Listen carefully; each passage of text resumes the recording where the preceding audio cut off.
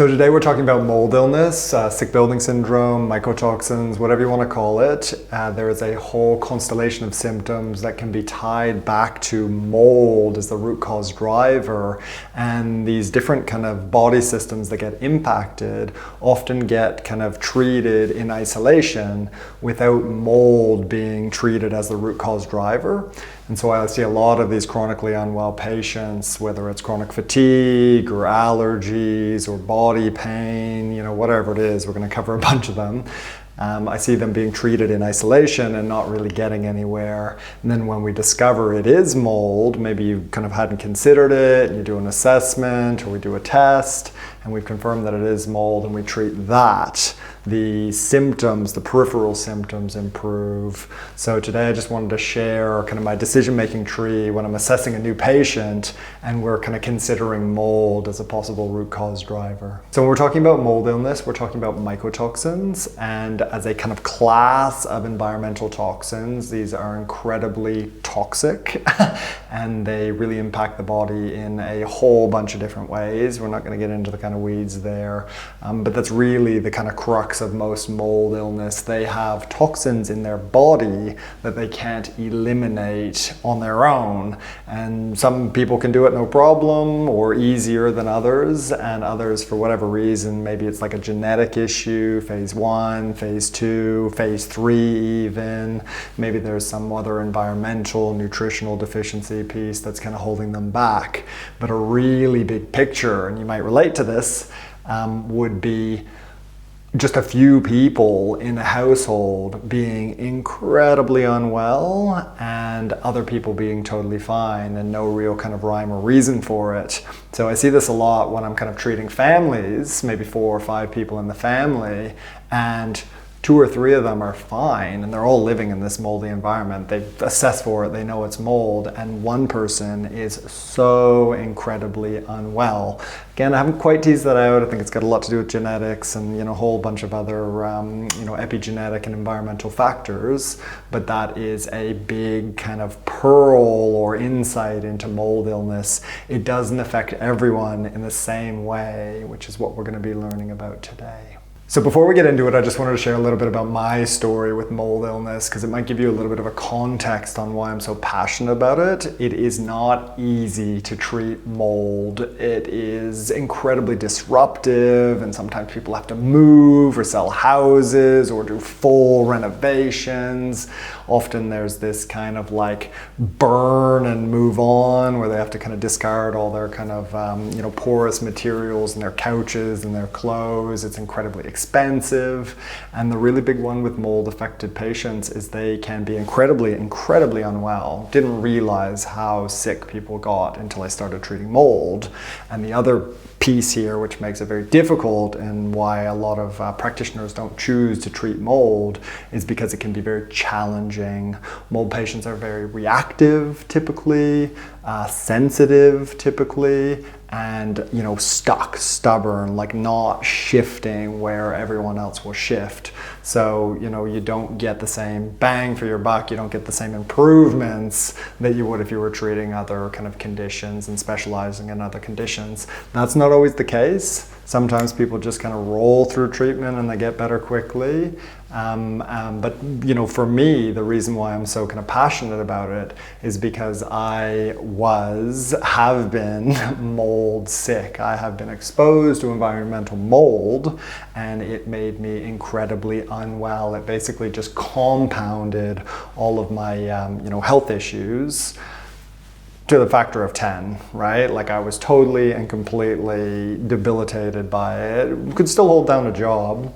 What happened is we bought a unit, bit of a fixer-upper, and there was a home bathroom job that we later found out was completely poorly done. First thing we did was we laid down floating floorboards, beautiful, bamboo, loved it, and didn't realize that the DIY home job bathroom that we had kind of inherited with this unit was leaking. The shower was leaking under the floorboards, and that went on for months. You had no idea because it was bamboo and they kind of don't rot for a while. And by the time we finally found the leaky shower, the floorboards had completely rotted underneath. When we pulled it up, there was just mold all the way through the house. So before we found it, I was dealing with digestive issues. I was dealing with persistent 24/7 headache across the front of my forehead, swollen lymph nodes to the extent where I had an ultrasound on my lymph nodes, kind of thinking I had like cancer or something. I had chronic sinus congestion, so much pressure, couldn't breathe through my nose, ended up mouth breathing. Dark black eyes, just down here, so much that it looked like I'd been punched. I had a black eye, and was developing some pretty severe food intolerances, mainly around histamine. And so if I think back to where I was then, just 24/7 symptoms, quality of life was just shot, and questions, like I had no idea what was going on, I had no idea why I was so unwell. And seeing patients come to me that either know they're mold affected or we discover mold as their root cause driver and guiding them through this process just brings me a lot of kind of joy, because I kind of wish I had found someone that could have held my hand through that process. I want to break these down into different body systems, because I see a lot of people come to me with these issues, right? We're going to talk about digestion. They're like, we got to fix my gut. I'm constipated and I can't eliminate and I'm bloated. And if it's a mold presentation, that's the problem. And then the digestive system is just an expression of the root cause issue, which is the mold. And I like to think about mold illness as the number one priority, and then everything else is a consequence of that number one priority. And that's why a lot of people, or how a lot of people are getting that kind of switched around. They're trying to treat their gut because they don't know about mold, they're not getting anywhere, and then we find the mold and we work through a detox and then go back to treating the gut, and it works a lot better. So the constellation of symptoms on the digestive front with mold affected people would be persistent bloating, gas, slow motility, sluggish gut, poor bile flow, because remember, mycotoxins travel through the bile, they're fat soluble, and then the last really, really big one would be constipation. And that could be your typical constipation where you're just not having bowel movements, or the other really big one would be incomplete bowel movements, which is a really big piece. And if you kind of boil it down to treatments of mold, which I'm not going to talk too much about today, but if we're talking about treatments of mold, you need to be eliminating, right? That's part of the problem. These toxins get reabsorbed rather than eliminated. And if you're constipated, that's just going to compound that problem a lot more. So on the subject, I've seen a number of patients presenting with methane SIBO, and we tried to treat them, and frontline therapies didn't work so well, and we're kind of going through the Rolodex of treatments and nothing's really working like it should. And then we start questioning mold illness, and there's some other kind of symptoms that align with mold illness. Ran some tests, found mold, go through the detox, and then rerun the methane SIBO treatment and see results. That's kind of the block in these patients' progress. This is a pattern that I see commonly. So the other really big impact of mold illness on the gut would be a suppression of the immune system and an overgrowth or a bloom of less friendly bugs. And namely, there would be things like candida or fungal overgrowth. That is incredibly common, which is why treating fungal overgrowth is a core part of the mold treatment plan. And you see bacterial overgrowth as well, Clostridia, things like Klebsiella, Citrobacter, there's a whole bunch of other ones. Sometimes you even see hydrogen sulfide producing bugs, sulfur reducing bacteria. And there's this whole domino of kind of food intolerances that are driven by mold exposure, which we're going to go through in another video. But the nutshell here would be you're mold exposed, then you get high oxalates, and then you get low sulfur, and then you get a salicylate intolerance. And so right there, you've got oxalate intolerance and all those symptoms. So you got to cut oxalates out. We didn't mention the histamine intolerance as well. That's more of an immune-mediated piece, which we will talk about today. You get low sulfur, and so sometimes you get blooms of sulfur-reducing bacteria, which can lead to sulfur intolerance in the diet. They would be things like eggs, onion, garlic. Again, this is a subject for another video. I don't want to go too long. And then the last big one would be salicylates. And so by the time you wind up with a salicylate intolerance, you can't tolerate anything, right? And so a lot of people have gone to a carnivore when they get down to that stage. I have seen carnivore work really well, but it to me is a desperate measure for a desperate case. So if there's any evidence of mold exposure or a leak in the bathroom or a leak in the roof, or you had a flood and it came into the house and it hasn't been remediated properly, you're just like, oh, look, is mold part of my issue? And you've done round after round of SIBO protocols, or your fungal overgrowth keeps coming back, or things just don't work like they do for everyone else, I would be exploring mold as a big driver. The second constellation of symptoms that make me suspect mold, and remember, we need to kind of see a pattern here, it's not just kind of one body system or one kind of presentation, would be extreme allergies or intolerances mediated through the immune system. And here I'm talking about histamine intolerance driven by mast cells, right? The immune system mediated histamine intolerance. How is that the case? With mold exposure, you've got mycotoxins in your body you can eliminate. The immune system saying there's a problem in here, and the mast cells are those little kind of sentinel white blood cells saying, great, there's a problem, I'm going to deal with it. Let me just liberate all these pro-inflammatory cytokines, these little messengers, to attract the immune system to resolve the problem. That all sounds good, but the problem is they can't eliminate the problem, right? These mycotoxins are just on this never-ending loop through enterohepatic recirculation, right? They're traveling through the bile, dumped in the small bowel, and then heading out, through bowel movements, great, get rid of them and straight back into the liver because bile is so precious. And so you're on this never-ending merry-go-round of kind of like re-toxification, and the immune system is just constantly hitting that inflammation button, liberating all these pro-inflammatory messengers, including histamine. And that's why histamine intolerance, extreme histamine intolerance is a hallmark of mold exposure. And so here we're talking about all the kind of common ones, stuffy sinuses, clogged nose, postnasal drip, dark bags, headaches, sore lymph nodes, starting to sound like where I was coming from.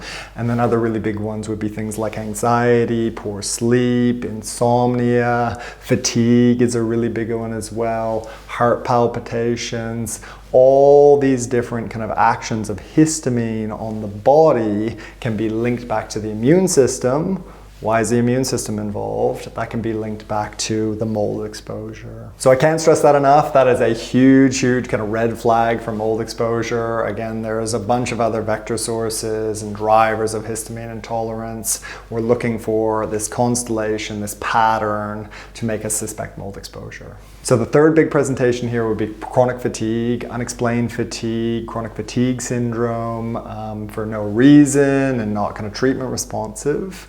And the big piece here when I'm explaining it to patients is that kind of the mold illness, the mycotoxins, it's almost like having a freeloader living at your house, not paying rent, not cleaning up after themselves, staying too long, and it's just basically depleting your resources at a faster and faster rate. So as you become more depleted on these kind of nutrients that run enzymes, things start to kind of pile up and not work efficiently. And then you wind up going low on cellular energy and you just don't have basically the kind of credit to run your body. You kind of think about it like a bank account.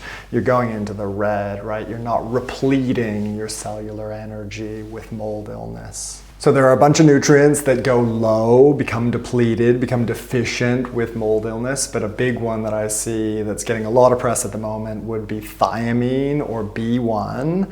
And this is kind of involved in or becomes depleted in this little nexus point that mold is kind of involved with. And there's this little enzyme, aldehyde dehydrogenase, that kind of gets hit. alcohol detox, histamine detox. Remember, histamine's gone high. And also kind of fungal mold hit the same enzyme, and as it starts to slow down and doesn't kind of start to work as well, acetaldehyde builds up, which is just this neurotoxin, and that depletes thiamine, right? So there's this whole kind of domino, that's the point right there, depletion, right? This whole domino of, you know, this mold exposed piece, this load on the system, and then you go low on essential vitamins and minerals that run the body. You go low on thiamine, and then your conversion from things like glucose into energy in the mitochondria just doesn't happen as efficiently or effectively. Number 5 for the mold affected patient, when we're kind of triaging them and looking for some kind of reasoning for their chronic illness, would be chronic pain. Generally, that'd be things like joint pain, also muscle fatigue and muscle pain as well, and then also post-exertional malaise. So if you're feeling so much worse after exercise, and some of these other kind of body systems are affected, and you kind of relate to what I've been talking about, I would be starting to kind of suspect mold as a possibility. So this piece is often overlooked and kind of jumps out at me. Patients will present and they'll be like, look, I'm in a bunch of pain. Sometimes I'll have kind of kidney pain or joint pain or muscle pain. I'll kind of walk up a hill and I'll kind of get sick or get run down or just can't handle that kind of movement.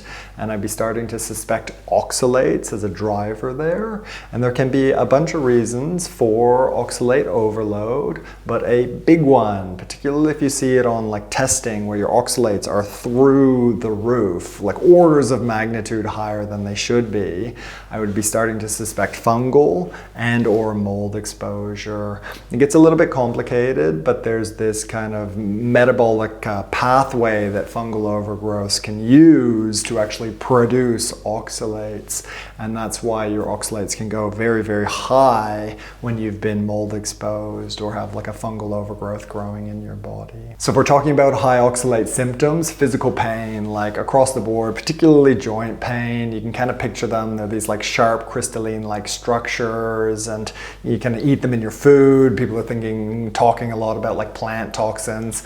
I don't really have a huge concern around high oxalate foods. I eat high oxalate foods. I'm absolutely fine with them. But when you already have an overload and something kind of like upping and increasing that, you know, load of oxalates on you, then you'll see this presentation of pain.